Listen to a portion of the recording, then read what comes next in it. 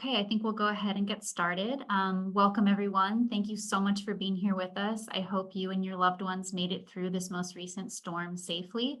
I know the storm negatively impacted many of our unhoused and housing insecure neighbors, and I encourage everyone to find material ways to support them now if you are able to. Let's go to the next slide. In the spirit of thinking about our connections and responsibility to the land and to nurturing a sense of home that is community-centered and equitable for all, I'd like to share the following land acknowledgement.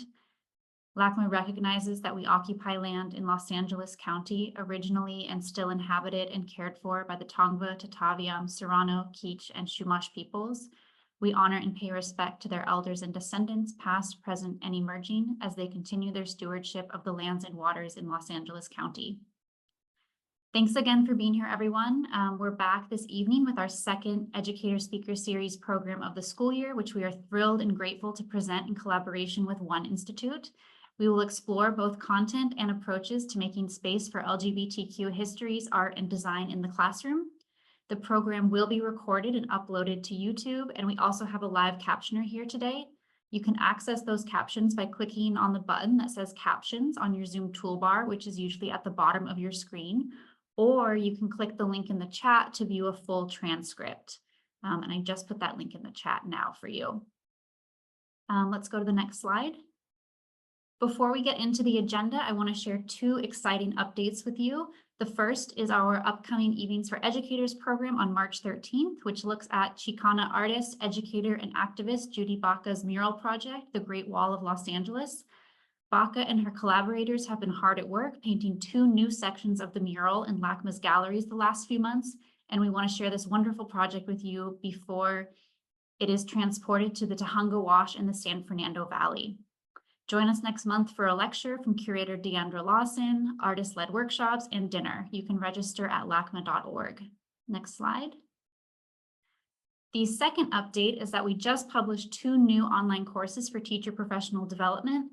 One of the courses provides an introduction to arts integration through videos that were shot in the classrooms at Charles White Elementary School. And the other, a little snippet, which you see here, takes the form of a comic, which is kind of fun and new for us, to teach you all about bringing drawing, comics, and animation into your classroom. You can sign up for both courses for free at lacma.teachable.com. Next slide. So we'll take a really quick look at the agenda and then we'll get started. Up next is Trevor Ladner from One Institute, who's going to talk about One's amazing programs and resources.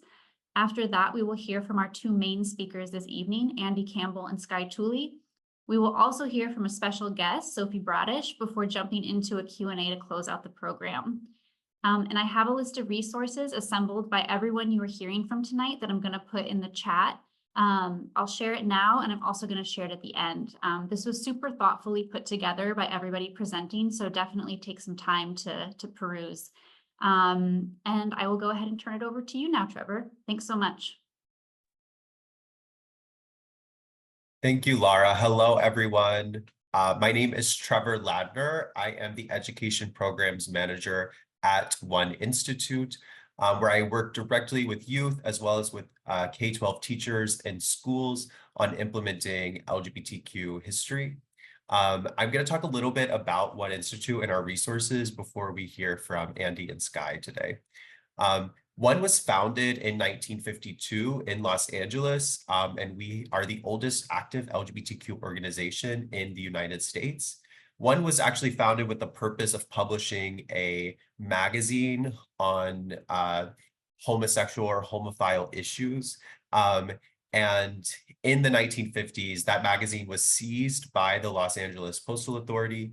One went through a court process, and in One Inc. versus Olson, the Supreme Court ruled that LGBTQ plus Americans have protected free speech rights because of One's case. So One was able to continue publishing, as were other publications that may have been considered lewd at the time.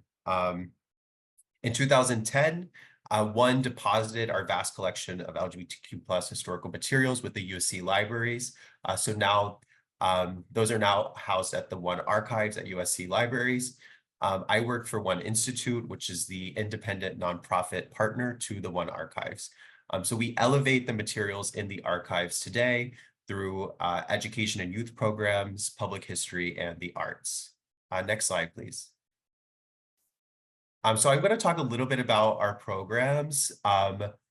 In our education programs, we offer K through 12 lesson plans on LGBTQ history. You can find the link to those in the document that Laura shared in the chat. We also have 2 youth programs. One of them is a virtual program, You Speak Radio, where students have the opportunity to develop oral history and documentary storytelling skills and interview queer history trailblazers in California. That is our virtual program, which applications for that will open in March. And our Youth Ambassadors for Queer History program is our in-person youth program, where high school students from Los Angeles County have the opportunity to conduct archival research in the One Archives and develop creative projects around their research, as well as attend workshops and field trips around LGBTQ history and advocacy. You can see some of our other public history oriented programs here. Together on the Air, which was an exhibition on queer Latinx radio in Los Angeles in the 80s and 90s. That is a digital exhibition that is viewable online, as well as our Ginger Rogers Beach project, where we had the opportunity to write the history of Santa Monica's gay beach, which is now permanently installed on the lifeguard towers there. And in October, we will bring back the second iteration of our Circa Queer Histories Festival, which is the first queer history festival in the nation. And we'll have events from activists, artists, scholars, community leaders that you are all welcome to propose a program for. Next slide, please.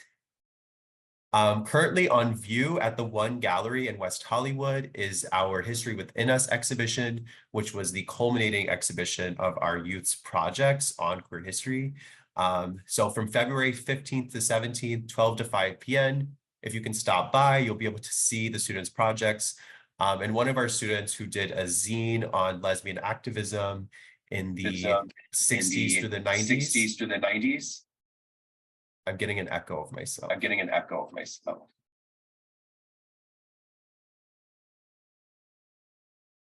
All right. One of our students, Sophie, who did a zine on lesbian activism in the 60s to the 90s, is here with us today to talk about her zine and how they used archival sources to develop a creative project. Next slide, please. Great. So if you would like to be notified of our upcoming events for high school students and K through 12 teachers, there is an interest form that I linked on the document that Laura shared in the chat. For high school students, our youth program for oral history and documentary storytelling is coming up with an application launching in March. That program will go through April to August. And for K through 12 teachers, specifically history and social science teachers, we will be holding a symposium in July to develop lesson plans using archival materials from the One Archives. So you can sign up for our newsletter or the interest form if you want to be directly notified when those applications launch. Please share them. If you're not a history teacher or a high school teacher, please share them with folks in your network so that we can reach more students and teachers. Next slide, please. I also provided for you all today that I linked in the document a worksheet that I put together on the history of the transgender pride flag. You will hear Andy today sort of talk about the history of some of the LGBTQ plus flag designs. So I provided this document with an archival source from the Transgender Tapestry magazine, which was one of the most prominent trans plus publications in the 90s through the 2000s about Monica Helm's creation of the trans flag and sort of the purpose behind it, the design intentions. So that would be a great worksheet to accompany the other learnings that we'll be doing today. Next slide, please. All right, and then I'm going to end here. I provided some resources also on how you all can access materials in the One Archives. I know Andy will also talk about this today as it relates to the poster collections, but there are a few ways you can do this, either in person or online. The archives are now reopened after almost 2 years of renovations. So you can go to the One Archives at USC website and make an appointment to view specific collections in person. You can also, using your LA Public Library e-card, access the Gale Digital Archives of Gender and Sexuality, which allows you to view sources from the One Archives. So there are sources there from many different LGBTQ plus archives, including the One Archives. And lastly, primarily to look at photos, posters, some audio clips, you can use the USC Digital Library. Doesn't require a login. Those materials can be downloaded from that website. So those are 3 different ways you can access materials. And I know Andy will also touch on this today. All right, I'm going to put my email in the chat. And you also have our links there to access resources from the One Institute. And now I want to turn it over to Andy to really dig into what we're here for today. Great, thanks, Trevor, and thanks, Laura and the whole LACMA team. It is really incredible to be here, and of course, Skye, to be doing this with you is a dream, and Sophie, so glad that you can join too. I am going to take us through, let me just make sure that, yep, okay. I'm going to be taking us through almost some mini object reads of objects from LACMA's collections and from the One Archives' collections, kind of going back and forth between the two. There's no chronology that I'll be using, kind of a more intuitive A to B to C to D kind of approach here. But generally, I'm going to map out some approaches that you can adapt, hopefully, for your classrooms that really focus and highlight kind of different aspects of the LGBTQ experience, kind of broadly and intersectionally conceived. So, I'm breaking that out into liberation and defiance because we're kind of taking off this program in some senses from Polly Apfelbaum's print series, which I'll talk about in just a minute, into thinking about, talking about, reflecting on kind of oppression and different visualizations of oppression and even kind of resistance to oppression. This is, of course, foundational for thinking about how LGBTQ communities both lived, survived, endured, and resisted regimes of power and authority that would kind of make them lesser than throughout the history of the United States. And then finally, to put some focus on world-making efforts, on thinking about kind of queer world making as a strategy of resistance. And so thinking through some objects and some types of objects there too. So I want to start here, which is with a print series that belongs in LACMA's, or that is held in LACMA's collections. It's by the artist Polly Apfelbaum. The series is called Flags of Revolt and Defiance.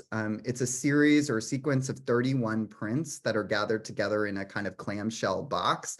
And what you're looking at here is the cover of that box on the left, this kind of red image with the kind of circle of flowers, and then the colophon, which is kind of like a title page or a kind of explainer to what's inside of the print edition, essentially. So what essentially it is a sequence of prints that have taken various flags of political rebellion and revolt, and it's kind of almost like use these floral, iconic, abstract floral shapes to kind of die cut some of the design out from the flag. So generally the flags are pretty recognizable. You could probably see the Jolly Roger in there. Now is in there. All kinds of flags are there. One of them, of course, is the rainbow flag, which I will get to in just a minute. But, this print series could be much broader, could be used in much broader settings than just thinking through LGBTQ history. You can think about kind of the way that various kind of flags in the series are used. I would just point out that Polly Apfelbaum's work at this point in time, when she creates this print series for the Leroy Neiman Print Center at Columbia University for an exhibition that's actually about activism and graphics, that she's actually working in a mode that incorporates the flower as a kind of recurring motif or symbol. This is an example of a work made around the same time. It's an example of what she calls a fallen painting. She's also very funny. So fallen meaning like it's fallen from the wall physically, but also kind of maybe morally fallen, you know, like it's kind of not the same kind of, decorated and feted kind of object as a painting on the wall would be. But across the print series, you know, she looks at various political insurrections, rebellions, and revolts, including the ones that began kind of formally this as a kind of settler colonial nation. That is looking at, in one print, for example, the Sons of Liberty flag. The Sons of Liberty was an insurgent group that was very against British taxation. They're very famous for creating the phrase "no taxation without representation" that is used a lot. So, you know, even if you wanted to use this print series to open out discussion around kind of the revolutionary period, you could certainly do that. And there are also more esoteric flags that are represented in the print series, maybe more unfamiliar to us, perhaps in the US, such as the Eureka Stockade flag. And this is from, I mean, I'm not going to spend more than 10 seconds on this, but this is essentially from a miners' revolt in Australia. So let's actually go to what we're here for today, which is to think about kind of the ways that LGBTQ visual histories can kind of come into the classroom. So I'm taking this as our kind of entrance point into thinking about queer systems of visual display and design. And of course, what I love about this is that the artist, Polly Apfelbaum here, is positioning the rainbow flag as a flag of revolt and defiance, rather than as a flag of pride, which is kind of how we understand it today. And I think that's a lot closer to the way that the flag appeared initially. And because it is the most ubiquitous symbol that we will see kind of around the US. It comes around every year around June, but also in October and just kind of all over in between, happily so. I think it's worth recuperating some of the activist energies that essentially inaugurated it.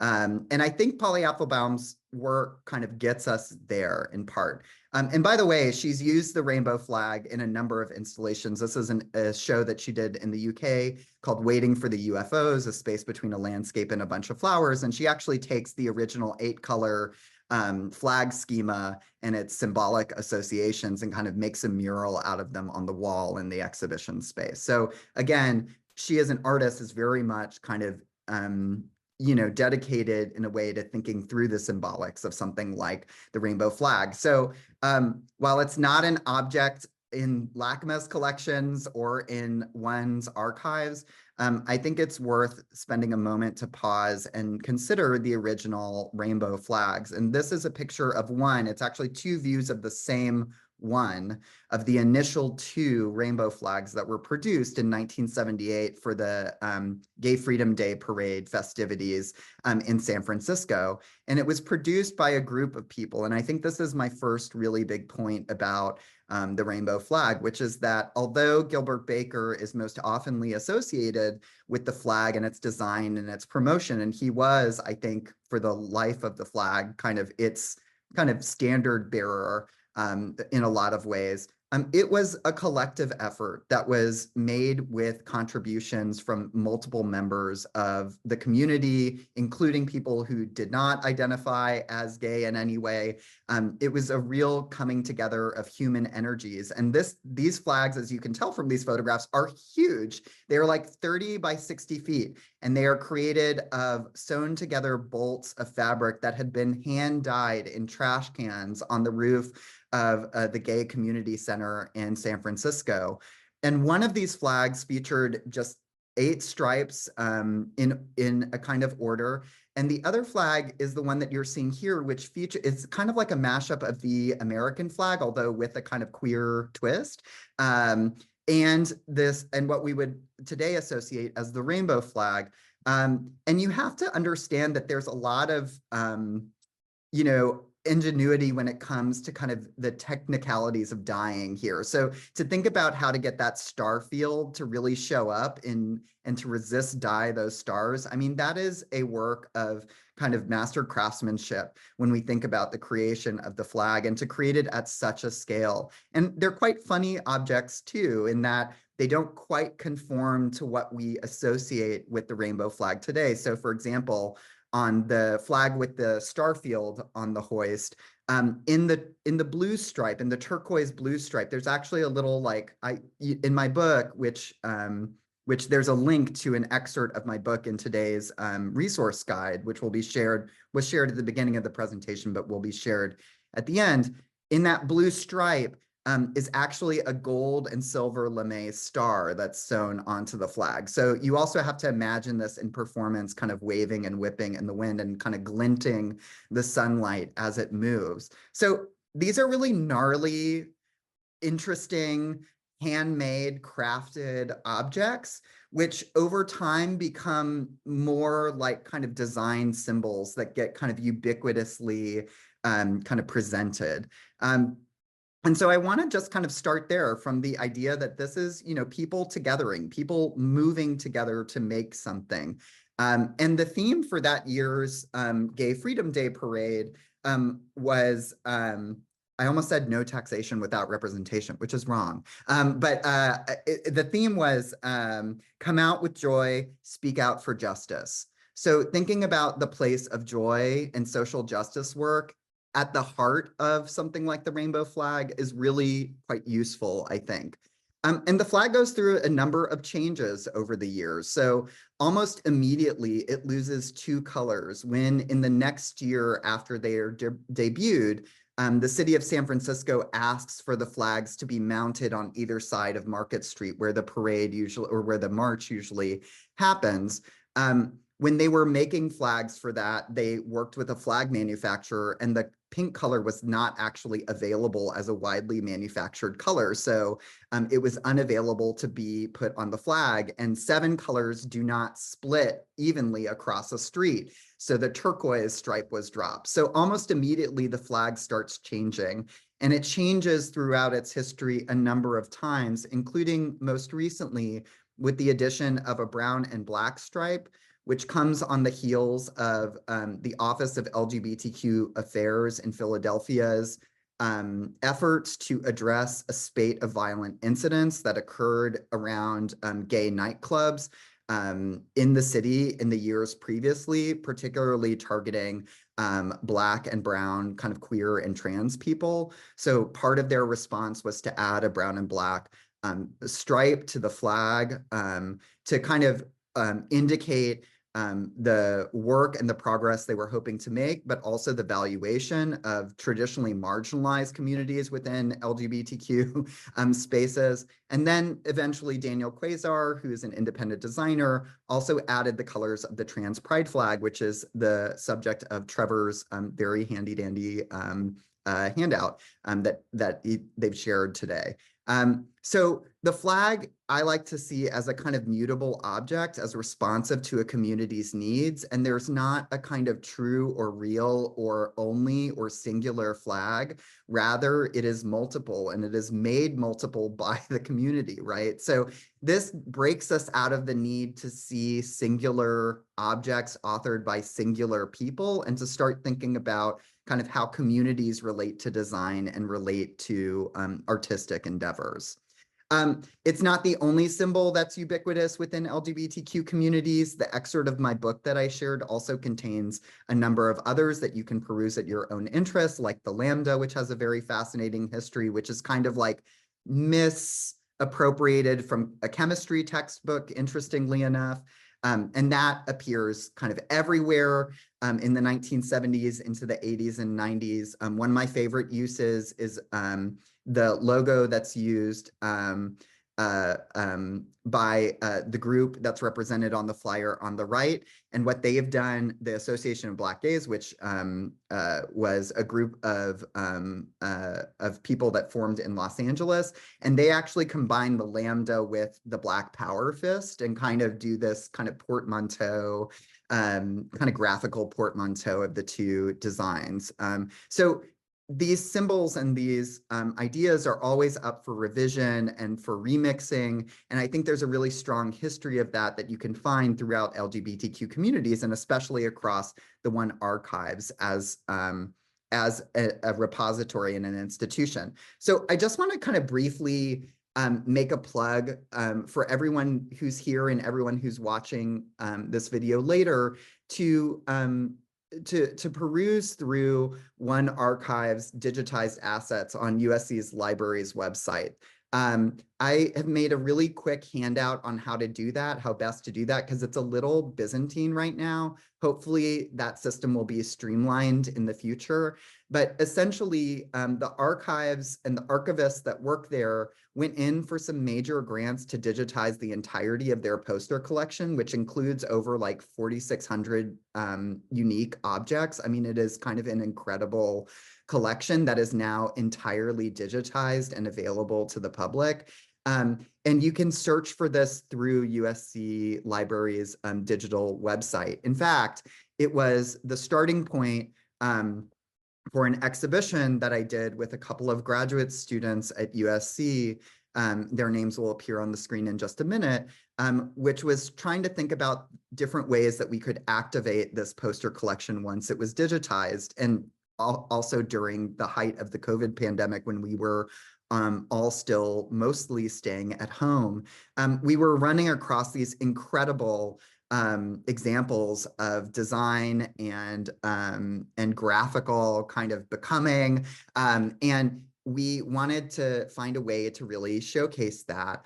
And so we created an exhibition called Days of Rage, which lives digitally. It was born digitally, it lives digitally. But essentially, myself and my co-curators, Tracy and Austin, invited a group of designers and activists to peruse those online collections and to choose a few posters that they wanted to see in person. We then filmed them in conversation with us, talking about kind of why they chose those poster examples. In some cases, the people who we worked with were directly involved with the creation and the design of the poster. So what you're seeing here is an image of the hands of myself and Judy Ornelas Cisneros and Jordan Pimer, who are both members of ACT UP in Los Angeles, and who were responsible for creating the poster that you see on the ground here, which was targeting the Oscars, and thinking and using this kind of image of an Oscar statuette with a condom over it to kind of make their political point.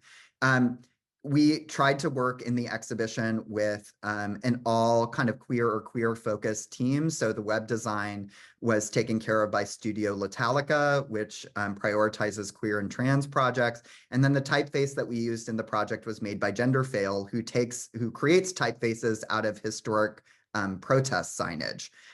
So everything kind of comes back into thinking about kind of how to respond to, how to think alongside of archival objects at the One Archives, particularly their poster collection in this case. But the other thing that we see in the One Archives, and this is really to kind of move more into the section of my presentation that really deals with how to both show and talk about oppression and oppressive structures through visual materials. Some of the earliest items that we have in the One Archives are actually arrest records. And that should tell you a lot about kind of what it meant to be an LGBTQ person at the early part of the 20th century in this case and before. When being gay or trans or queer in any kind of way was criminalized in lots of different ways. So this is an example of one of those early arrest records. It's for a Punjabi laborer whose name was Baba Singh. And the reason that I bring this particular arrest record up, and by the way, he was arrested for infamous crimes against nature. You don't really see that on this part of the arrest record, but it's actually kind of made clear on the back. But the reason I bring it up is that this arrest record became the starting point for a whole project, an exhibition and a performance project that was completed by a curator named Aziz Sohail, and they created an exhibition and a performance lecture called In Search of Baba Singh, which really kind of thinks about the ways that particularly people of color, particularly working class people, and people who do not toe normative gender lines appear in archives, if they appear at all, which is to say that only a very narrow sliver or slice of their life ever appears, and we're left to kind of ponder out the rest of the details. So in the case of Baba Singh, we really don't know that much about his life and his livelihood, all things considered. What we do know is where he ran into the law and became processed through the criminal justice system. And so I think when we're thinking about concepts of pride, when we're thinking about concepts of expression and freedom and liberation, that always has to be balanced against, and of course, in an age-appropriate way. And I think, Skye will speak more to this, but it always has to be balanced against the realities that is a response in many ways to systemic oppression, right? We can even see some of this in LACMA's collection. So this is a photograph by the photographer Weegee, who was not gay, but who is well known for photographing crime scenes at night throughout New York City, particularly murders. He worked on a freelance basis. He was one of the first citizens who had a police radio installed in their car, who got permission to install a police radio in their car. And he would follow that radio wherever crime was being reported and take photographs of them and sell them to the dailies by the next morning, develop and sell them to the dailies by the next morning. And because he was a freelancer, because he was not employed by any of these companies directly, the more sensational the content, usually the higher he got paid. And this is from a sequence of photographs he took of what was likely a rated drag ball or gathering of drag performers. And this is a photograph that is in LACMA's collection, and it shows this performer exiting the police precinct with police men behind her snickering, right? I mean, there's a real kind of, it's a really tough photograph to approach, in part because on the one hand, here is someone who is addressing the camera almost directly. And in fact, in other photographs that were taken by Weegee from the same night, we see this direct address as a thing that is actually happening between kind of photographer and photograph subject. And yet, they are also being positioned as lesser than, as some kind of strange and criminal person. And we can really see that through this photograph. In the resource guide that is being shared with you today, I've also included a PDF by the art historian Sandra Zalman, who talks about this photograph in relationship to different kind of ideas of gendered fashion norms in photography. And I think that's a really useful text in kind of starting to approach partly what's happening here. You can find evidence of this across one's archives too. These are small items. They're about yay big. They were called pocket lawyers, and they were developed by a group called Society for Individual Rights, which was a kind of advocacy group out of San Francisco. And essentially, these are small booklets that were made to be carried in your shoe or pocket in the eventuality that you were arrested. And it would contain really important information about how to stay as safe as possible during the booking process, how to not incriminate yourself further, if at all, including this page that actually appears over the gatefold, the interior gatefold of the booklet, which encourages you to just say, I deny everything over and over and over again. documents like these really show us that the imperative to protect one another within LGBTQ communities was really strong. And some would argue it remains strong today for various reasons. But these are great objects to kind of share and to think through archivally, to really kind of understand kind of what that oppression meant on the ground for people. It meant they had to be prepared at any moment to be arrested for any reason, subjective reason that the police could come up with.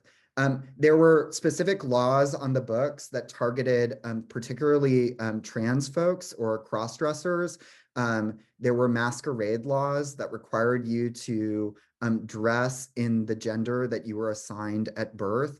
And if you were not wearing at least 3 pieces, sometimes these laws were known as 3-article laws, because if you were not wearing at least 3 articles of clothing that comported with the gender assigned at birth, then you would be arrested under these masquerading laws. And in fact, this enters into popular culture as well. Ma Rainey, the very famous blues singer, in one of the kind of most amazing and wonderful examples of like lesbian desire coming through popular music and song, wrote the song Prove It On Me Blues, which contains numerous references to lesbian desire and sexuality. The advertisement for this single, for this record, represents Ma Rainey dressed almost to the point of breaking the masquerade laws. So she's wearing a hat and a suit jacket and a vest and a tie, but she's also wearing a skirt and heels and likely hose, as she's talking up these 2 femme-presenting kind of women on the street corner. But again, deep in the shadows behind her is a police officer swinging their billy club, right? So the idea that one was free from the law, even if you were as famous or as well-respected a musician as Ma Rainey was a really present idea for many queer people. So now in my last like 5-ish minutes with you, I want to turn towards this idea of queer world making. And Trevor already kind of hinted at this by mentioning transgender tapestry, but one of the ways in which LGBTQ communities created their own worlds, created their own communities, was through the creation of publications. And it's actually one of the reasons why I'm like super excited to have Sophie on the call today, because this is really a, there is a long line of people who create publications for and about our community. And that is something that Sophie has done here as well. I'm sharing with you one example of such a publication. This is RFD, sometimes called Rural Fairy Digest, but each issue is given a different name. It's kind of part almanac and part political consciousness raising magazine. Sometimes equated with the radical fairy movement, sometimes equated with a homesteading movement. It was a magazine that was released quarterly on the solstices and equinoxes, and featured a variety of information about planting, about taking care of livestock, but also about various arts and crafts. This issue, for example, contains articles on potato printing and on paper cutting. And the cover is kind of a turn on the description that Weegee uses to kind of derogatorily call his subject a pansy, and creates this kind of almost wallpaper-like field of pansies on the front cover. And the reason I'm mentioning this publication above all others is that every issue of this publication has been digitized and is available via RFD Mag's website. So you can actually go through it, and they're still running publication today. And I would just say, like, qualification for this and for a few other sources that I'm sharing with you today is that, of course, some of this is also like not safe for work. Like if you start going through the RFD magazines, and I would not use your school computer necessarily to do that. I would do that at home, same with the poster collection, and kind of pull out the examples that you want to be using in the classroom.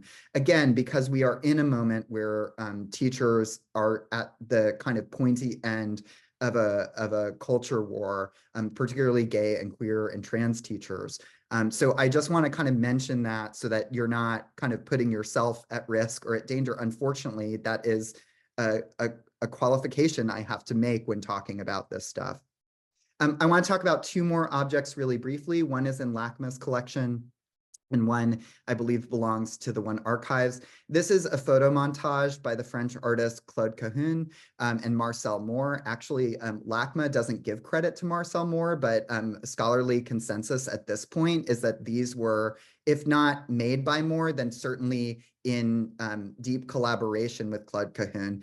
And they were a artistic literary couple that lived in France in the pre-war and interwar, and then sadly did not really survive through the post-war period. But this is an example of kind of this self-creation world making. So what they've done is they've created a collage of different self-portrait persona portraits that Claude Cahun had taken of herself. And kind of embellished it with writing and other kind of atmospheric details. So although the text is in French, I'll translate part of it for you. This kind of sequence of 11 heads coming out of a neck on the left side of the print translates to "under this mask, another mask, I'll never be done lifting off all of these faces." So there's a real playfulness and a real humor to this. This accompanied a book that is really quite hard to define, to classify, a book called Disavowals, which is like part dream journal, part aphorism, part storytelling, part autobiography, part memoir, part fiction. I mean, it's a really kind of incredible piece of literature. And I've also included a PDF of that book as well, in the section that this particular collage illustrates, in case you want to build an activity based off of this. And here's Cahun and Moore actually in front of the bookstore selling this book with the collage that appears in LACMA's collection. So you can actually find really good evidence of kind of how these things appeared in the world, as well as the people who made them themselves. And then finally, I want to end with a work that's actually not in the One collection or LACMA's collection yet. And I'm hoping that both institutions rectify that as soon as possible. But this is a print by the artist Demian Dinayaja, who's a Dene artist. And this is from a print series that a sequence of prints, I think 2, that they created at the Crow Shadow Institute of the Arts, which is a nonprofit that works with Indigenous printmakers and artists. This is a print that combines this kind of like gay text of the Wizard of Oz, there's no place like home, and substituting the word home with the Dene word hojho, which is, it doesn't quite translate as home. It really translates as kind of wholeness, balance, beauty, and peacefulness. But it's illustrated with images of Demian's family Hugon, which is what you see, the structure that you see repeated in these hexagonal motifs, concentric hexagonal motifs. So really thinking about not just kind of queer text, but also Indigenous lifeways and structures and buildings, and kind of meshing those together. And I've also included a little information from their Instagram about kind of how this print came to be. So I will leave it there and pass it along to Skye. Hi. Wait till the next slide. Hope everyone's doing good. So I knew I'd be like further in, and I know that was amazing and a lot of information. So I figured we could start with just a quick grounding before we move into the next section. And this is something I do in my classroom as well. So it's pretty simple. Is that just, if you feel comfortable, you can close your eyes, or you can just find something soft to gaze at. And then we take 3 deep breaths. So it's a deep breath in and slowly release. A deep breath in and release. And then one more time, deep breath in and release. and then bringing yourself back to the space whenever you're ready. And that was wonderful information. I was like, oh my gosh, I'm getting so many ideas myself for my own classroom. So very excited. So thank you, LACMA, for having me, and just very honored to work with Andy and all the people that have talked before too. So next slide. I'll be speaking mainly from an elementary perspective, but also many of the things can, of course, be adjusted for upper grades like middle school and high school. I put this in because that's a big focus for me, is us really thinking about where can we put these stories? And a lot of times people just think like we have to wait to adulthood to talk about queerness, when in fact queerness is something that we should be talking about as soon as kindergarten, if not earlier. It's something that's been part of humanity for like since humanity has existed. So to pretend that it's something that we have to wait to adulthood to understand really is what has erased a lot of the history that we're now seeing in this archive, right? So I actually recently came across this one. I usually use another quote, but I really love this, of that we queer people don't grow up as ourselves. We grow up playing a version of ourselves that sacrifices authenticity to minimize humiliation and prejudice. The massive task of our adult lives is to unpick which parts of ourselves are truly us and which parts we've created to protect us. And as someone who came out as an adult, I always think back on these pieces of my childhood, right, where I've had to unpack these things, and bringing what we're seeing in that prior presentation into the classrooms early on, into the elementary spaces, is going to allow these students, allow these queer kids to see themselves early on and not have to go through the constant unpacking that we've had to do as adults. Next slide. So I always really think about us as educators. What can we do to lean our classrooms toward liberation instead of classism and societal gender norms? This is a compilation of artwork and protest signs that were actually made at a California teaching conference. It was the LGBTQ plus issues conference put on by the California Teachers Union. And teachers and students came and made these beautiful signs to really showcase different art pieces and showcase also their queerness. So I wanted to put this in here as just one example in ways that teachers are also starting to show up as fully and authentically themselves, or as fully and authentically as allies, and bringing their art and their ideas of art into the space and how it can show up in spaces like this. So next slide. So within my own classroom, I really think about art and how to incorporate it in different ways, because as an educator, I'm also part of the union. So as you can see, I had included some union signs that were made when we were on strike in the rain in 2019. And these signs actually still hang up in the union building, and they really are these beautiful pieces of artwork that were put together and created by art teachers and educators within our district. And it was just a beautiful thing to see these art builds come together in 2019. And then within my own classroom, we talk about these signs. We look at the different ways that signs speak to different areas of protests, and also how they give information as well. So in one corner, you'll see one of my students from a few years ago creating their own sign around police brutality and how we need to end police brutality.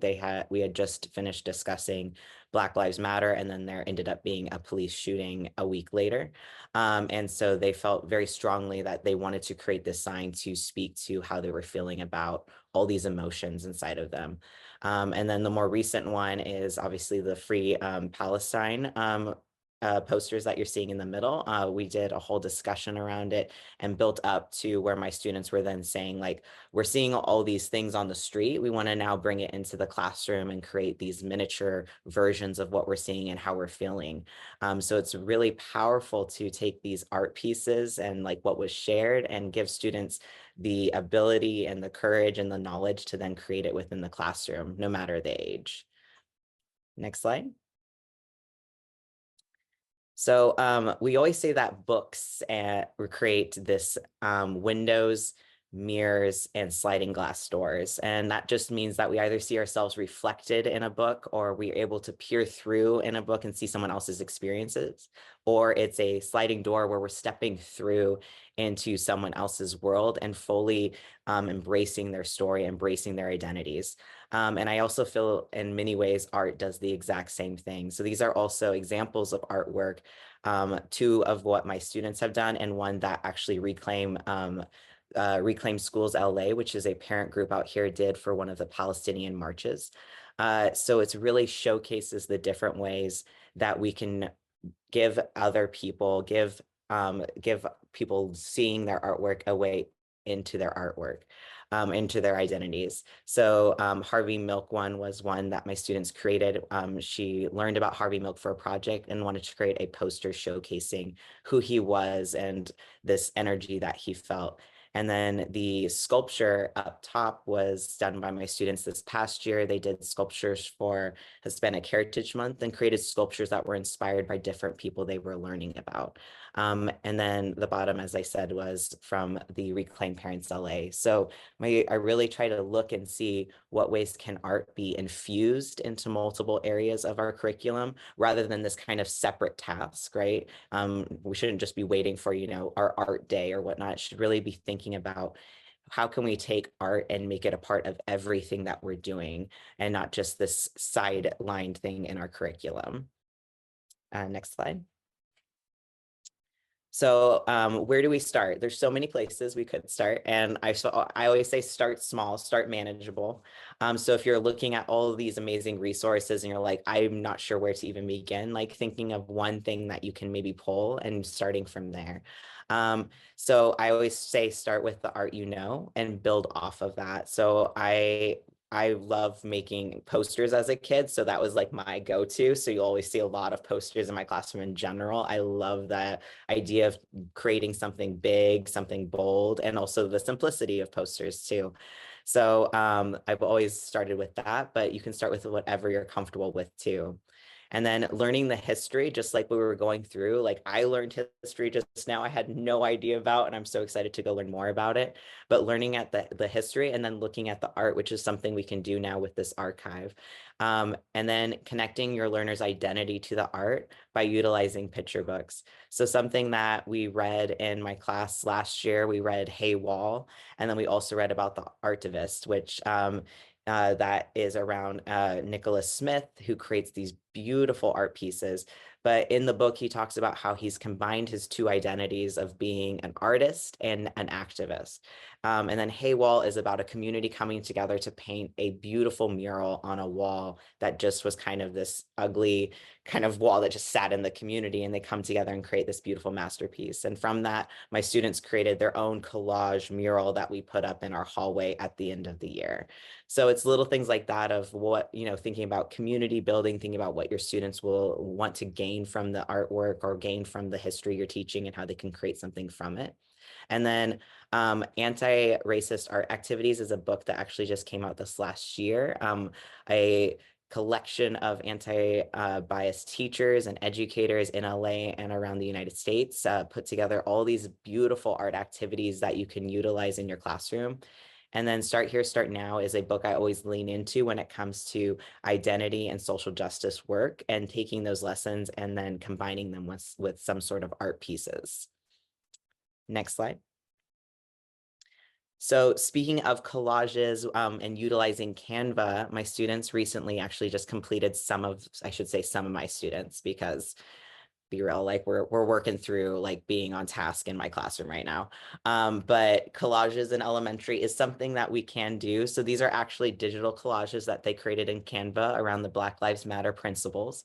So they learned about the principles. They each got one to kind of go in depth and then connect with how they related to it or what they were connected to with. And then some are still in the process of finishing their collage. And then I had a few students who have finished, and these are two of them. So this is all student created. I taught them the very basics of Canva, showed them the tools, and we practice with other things. And I'm actually going to go through a couple ways you can do that in your own classroom. And then they created collages around empathy and then Black women, which are two of the principles in Black Lives Matter. And then go ahead, next slide. So I'm going to go into some lessons, but I actually put together, because there's like so much, and I honestly am like, I love what Andy shared. I'm like, oh my God, I could add like 3 more activities, but I put together some lessons that can build off each other, some activities, but they're also very manageable and can be used at any time of the year. You can use them one activity and that's it. So I kind of tried to put something together that's accessible. It is geared more toward elementary, but they're really easy to use, I would say, definitely in middle school and high school, depending on what subject you're teaching. And that is in the link that you got at the beginning and we'll get at the end. Next slide.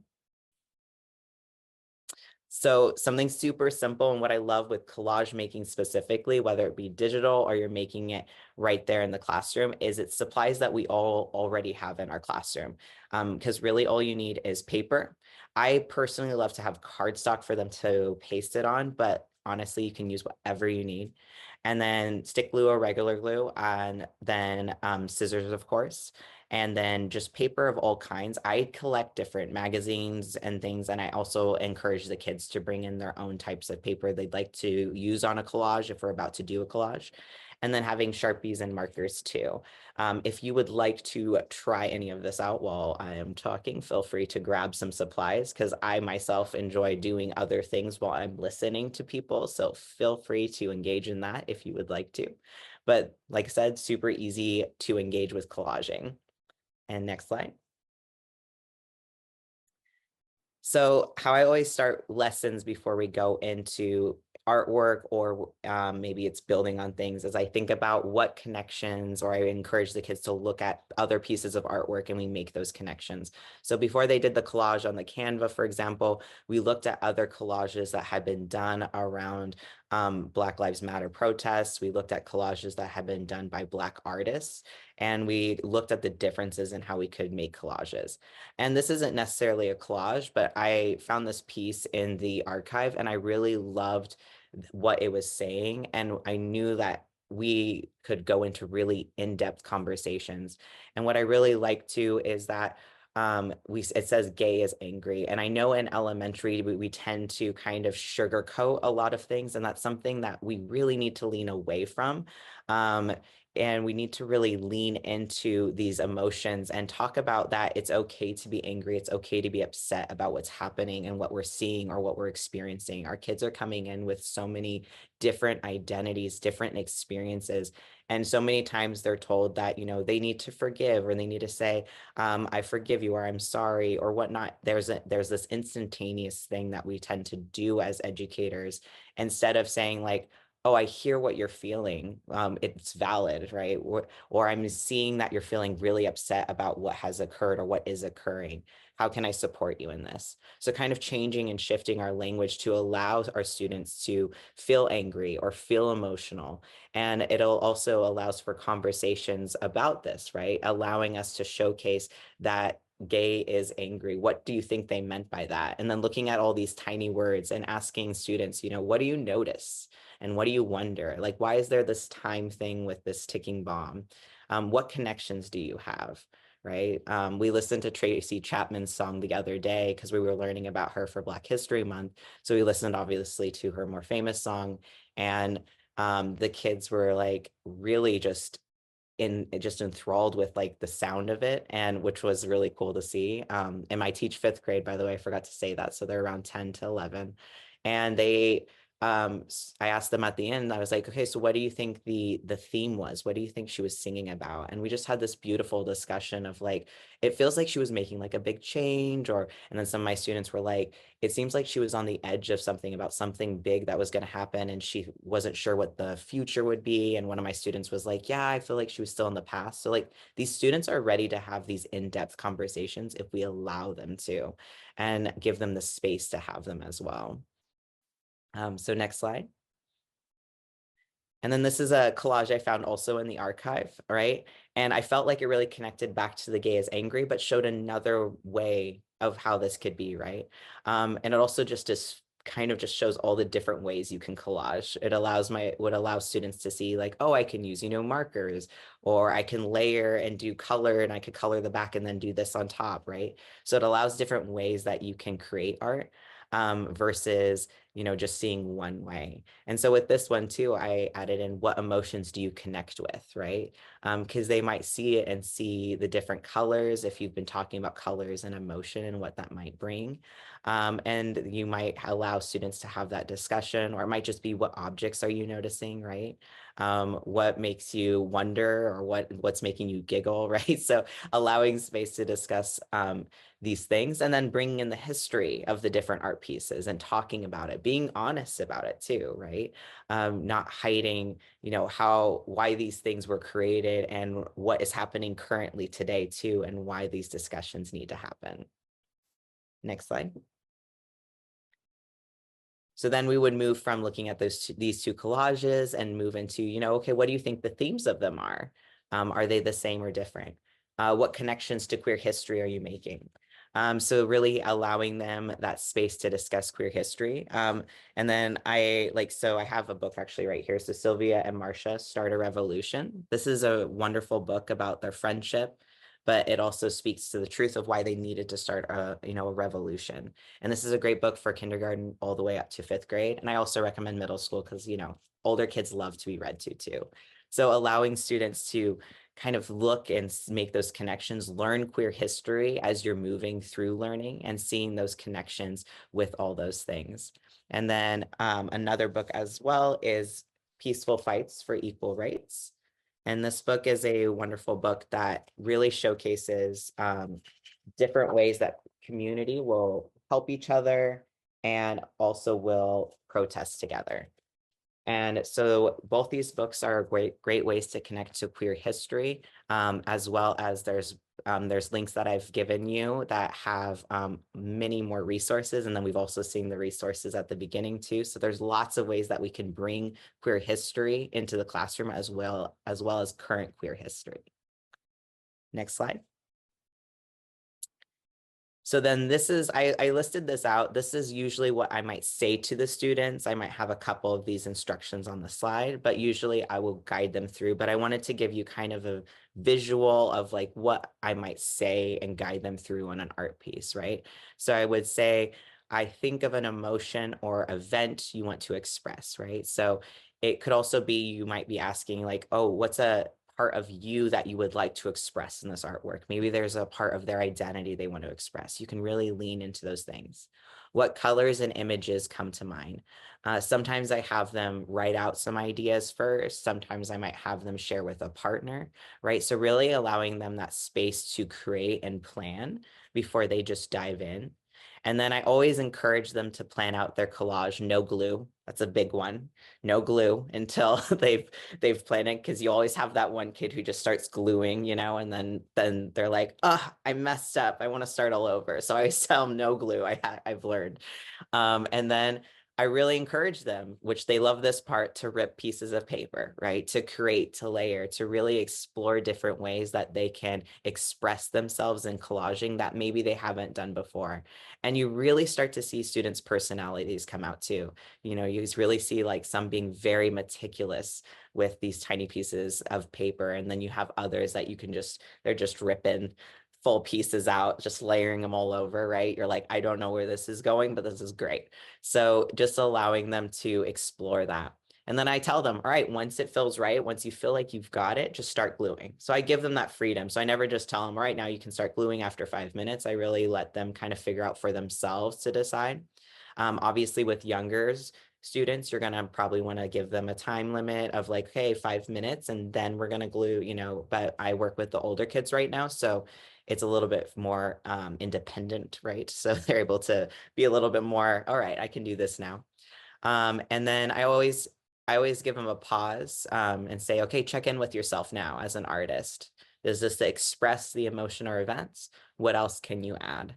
And then we keep working on it until we have a completed piece.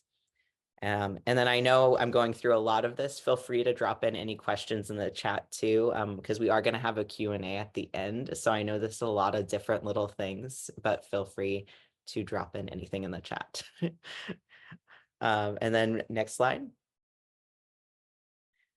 So one thing to add on to the rainbow flag is I've actually created with my friend Ace a PowerPoint on the history of the rainbow flag. And I've used this PowerPoint in my classroom in order to discuss the flag and see also the iterations that have occurred and give students the chance to talk about and why they think it might have changed, and then to learn the why it changed. So learning about that history just as what was expressed. So it's great to build off of that, because you can also bring in the artwork that was shared earlier by Andy and use that as a way for them to kind of think about how the flags represent different communities, how the flags represent revolution, right? So thinking about these pieces. And that link to the PowerPoint is in there with the 6 activities. And then there's also a document with links to, like I said, with more information, more resources that you can use in your classroom. Next slide.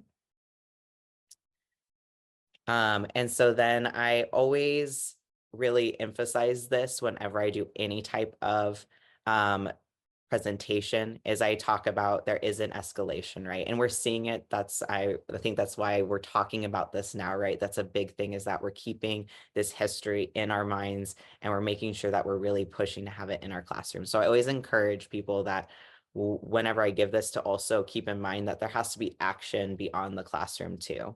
And so I've created this little QR code that has ways that you can help and support other states as well as our state. We are currently experiencing an uptick in book bans ourselves. So do keep that in mind with wherever you're at, to be on the lookout at your local district, your school district, as well as your city council. I know some of you are probably in Los Angeles, but we are experiencing it even here. So being, on the just on the front of that, making sure that we are speaking out that this needs to be included, that we want these things, these topics that we've been talking about included in our classrooms, and that they need to be protected as well. So that's a little scan thing if you'd like to scan it. And then next slide. And then I would be remiss to not include this. I already talked about what I talked about with my students and how we created our posters for Palestinian liberation. And this is a QR code for ways that you can really fight and call. And there's protests coming up as well this weekend, because queerness is intersectional, right? So to be talking about this here is a privilege that we get to be doing this. And also we need to be fighting for people who are not able to even survive right now. So it's important that we acknowledge that and fight for that, as well as fight for our own liberation here in the United States. So I know that was a lot of information though, and a lot of different things, but like I said, questions in the chat, and we'll do a Q&A at the end, and I'll pass it off to the next speaker. Oh, and I forgot that one. Oh my goodness, one more. And then that's the resource folder, which you're going to get anyway. And then you can connect with me there on my socials.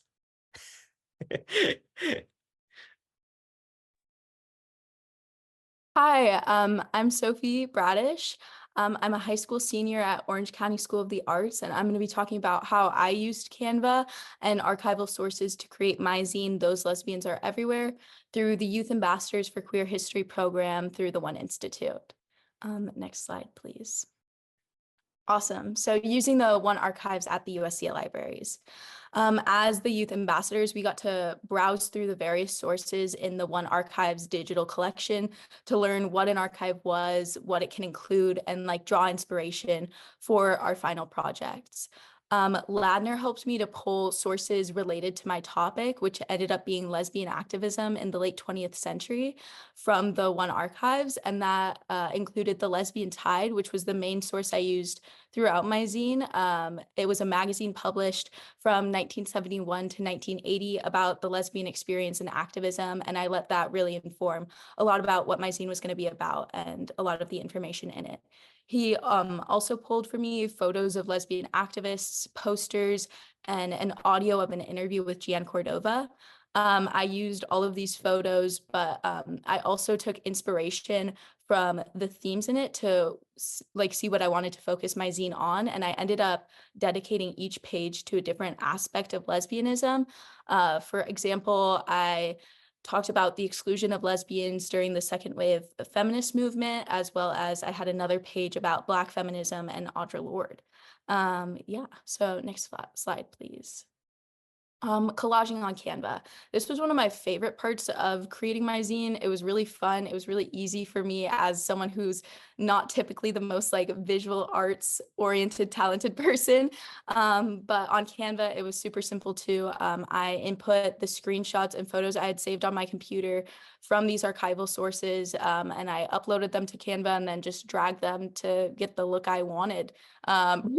Pretty simple. I adjusted things with layers on like Canva. It's very simple. You just click it and then say bring forward, push back. Super easy for people who are not so tech-minded like me. And so then as you can see on the left, there's sort of a pink hue to my collage. I did that just through going to the Elements tab on Canva and then creating a pink square, which I just dragged across the entire spread and then lowered the opacity to give that kind of pink hue. I did a similar thing on page 8, but with more of a like blue grayish color. And then to create shadows on images, I was able just to click the photo and edit it and select the shadow effect and adjust it to like my desired angle and intensity. It was super easy. I couldn't quite figure out how to do this on the shapes. So like the pink square you see there, which also came from the Elements tab. So what I ended up doing again was just duplicating that, moving that layer back, that duplicate back behind the original shape, and then just changing the color to black and the opacity to about like 30. Super easy. Next slide, please. So here's some of the other features I used on Canva. For cohesiveness, again, I lowered the opacity on a couple of images just so they didn't stick out quite so much. You can see that on page 3 with like that picture of Rosie the Riveter and the picture from the Lesbian Tide. I just lowered the opacity just so it wasn't quite so bold and everything fit together a little bit more smoothly.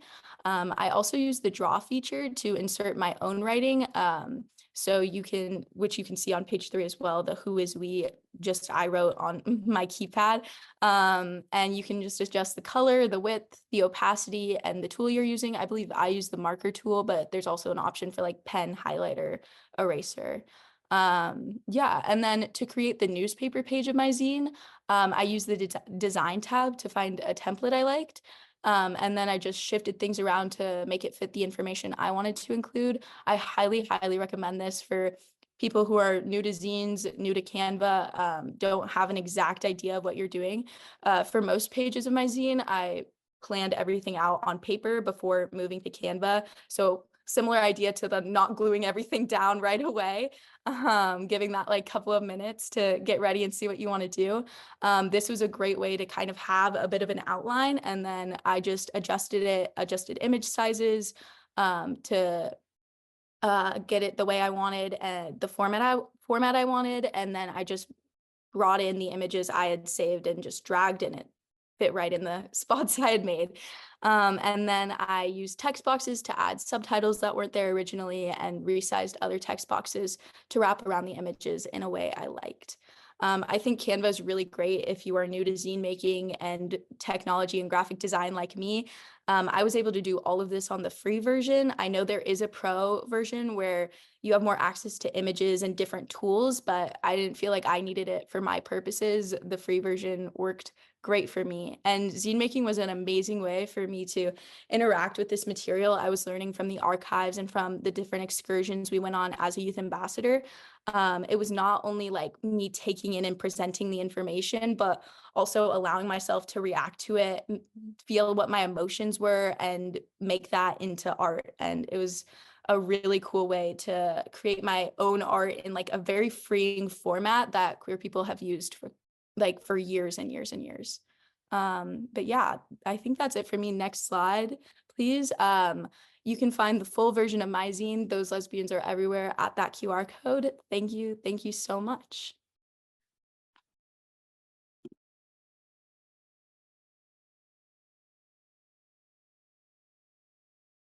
Thank you so much to our amazing speakers, Andy, Skye, Sophie, Trevor. It's such a pleasure to have you all here this evening. I definitely am feeling like the presentness of history right now, and how important all of this is for the future, going forward in our classrooms and in our lives. I'm feeling a really good sense of community. So I'm just super grateful to all of you. And I want to open it up to questions now from our audience. Feel free to use the raise hand feature and unmute yourselves or put questions in the chat.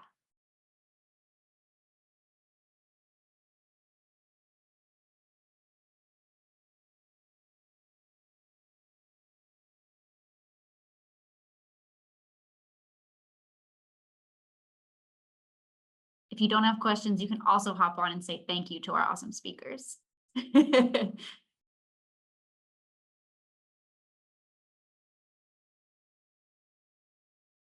Maybe while we're waiting for a question, if it's okay, I can just something that I forgot to mention, but I think is worth mentioning in light of what Skye and Sophie have just said, is that you know, when we were talking about the beginnings of the rainbow flag, the big issue that year was the Briggs Initiative in California, which was an initiative that sought to criminalize educators who were queer in some way from teaching in public education, to ban them from teaching in public education.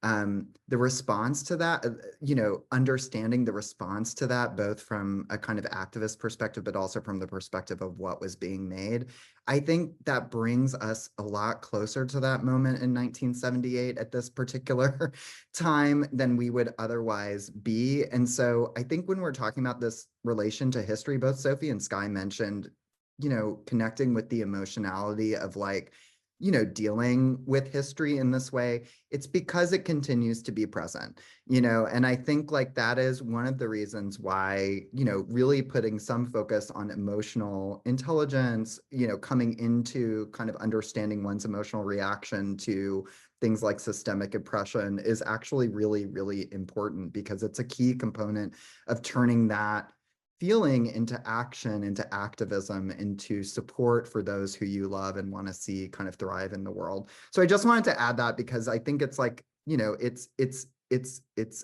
important historical context to our kind of contemporary moment.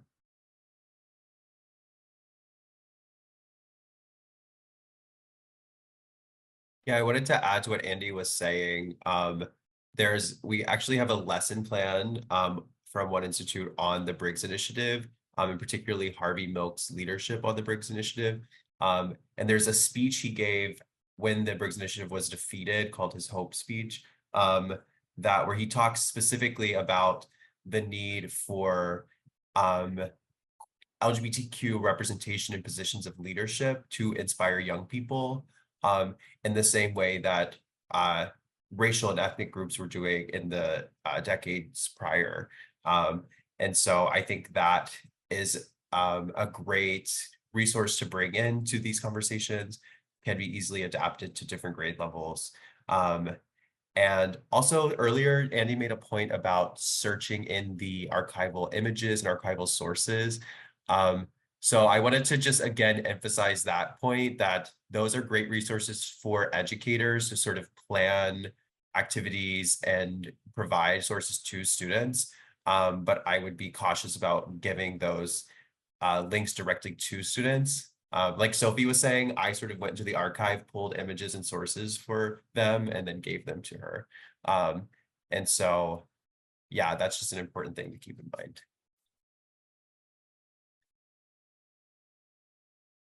Yeah, I and just want to. oh yeah. I was going to jump in really quick and let everybody know that there's a link to a survey in the chat. It's really helpful for our speakers and for us at LACMA and One to know what you thought of the program. So please take a moment to fill that out. Over to you, Skye. Oh yeah, I was just gonna add on to like the history piece too. An easy one is book bans as well, because that has always been a thing. And so that's actually something we're talking about in our classroom right now and learning. And it was very insightful and amazing at the same time for them. They went around the classroom and like, because I have a big library, and put banned on different books that they found out were banned at some point or are currently banned in different areas in the United States. So that's also like a really valid kind of circular conversation to have in elementary, because the kids are always like super confused by that too, of like, why would anyone want to get rid of a book that I'm able to read, especially picture books, and things like that. They're very confused. So it's been a great conversation, but it's also like a really easy one too for anyone to access if you're like not sure where to start, or you're just learning queer history. You're like, but I don't know enough about the pride flag. It's like, okay, well, while you go learn that, you can do the banned books then. Like, so it's like an easy one to kind of connect to those things.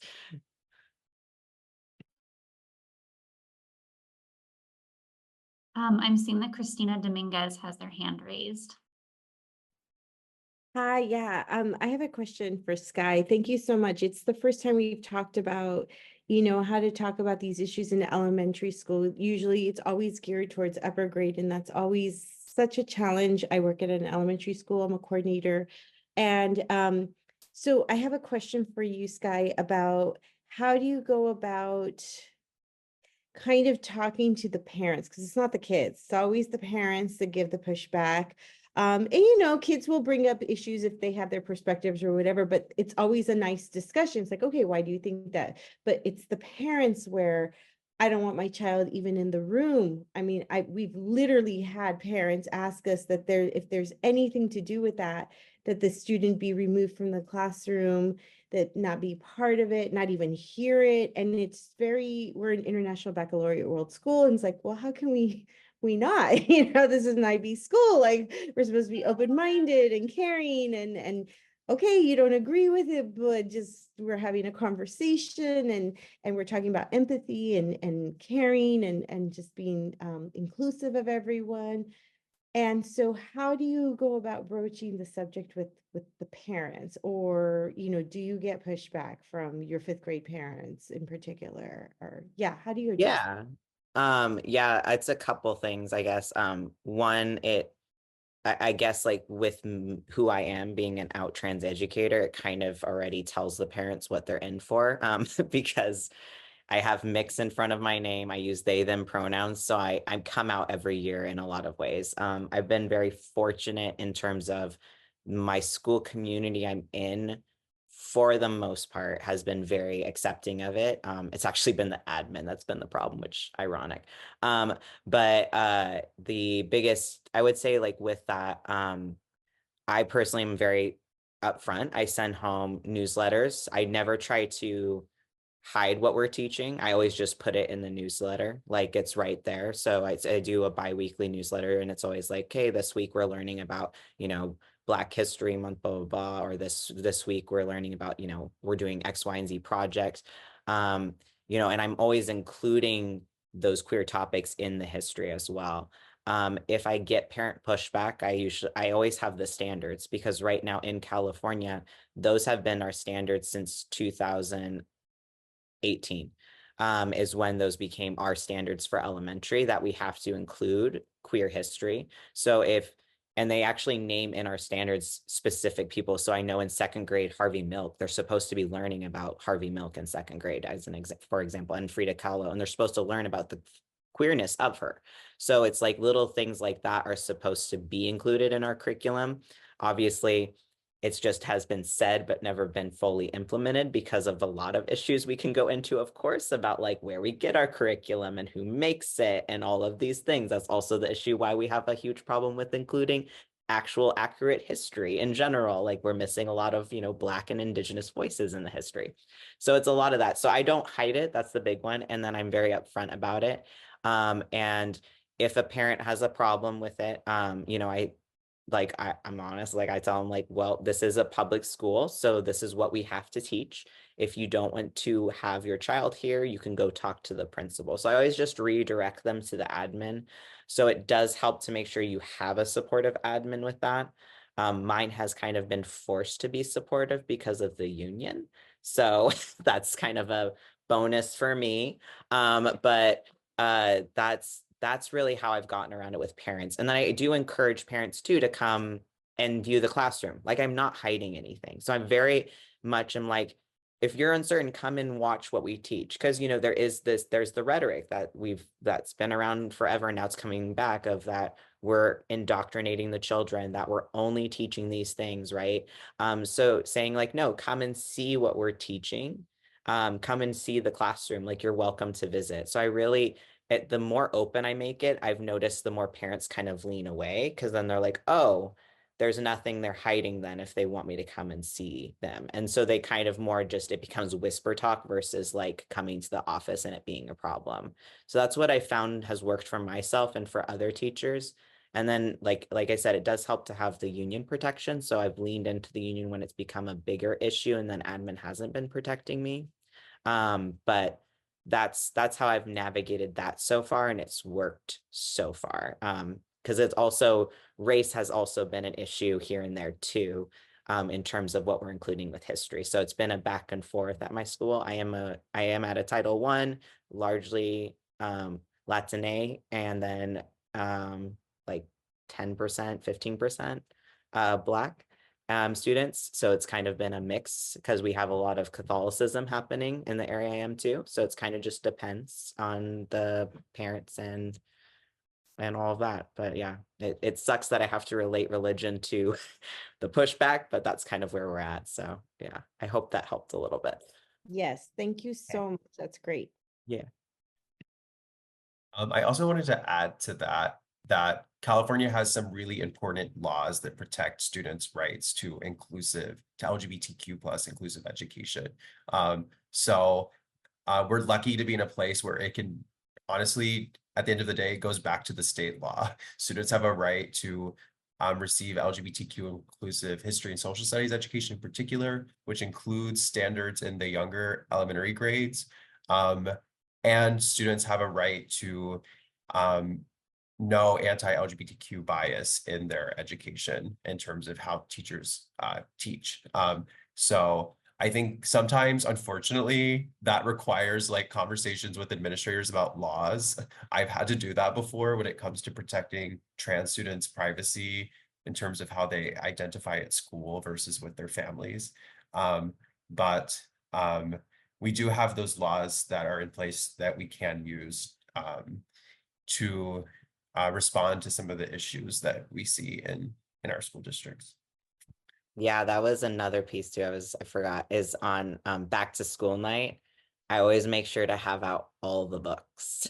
Like any book that I think might be a problem that year, it's sitting out there like on a table, and just have them all out, the chapter books, the picture books. So like the 1619 project, I have like sitting that out, and then I have like all the little trans books that we read, like all of it's out. So that way when parents come in and if they have a problem, they'll see it, and then we can address it like early on in the year versus it becoming a problem like later on in the year. Thanks again, everybody. This has been really, really wonderful. My cup is full.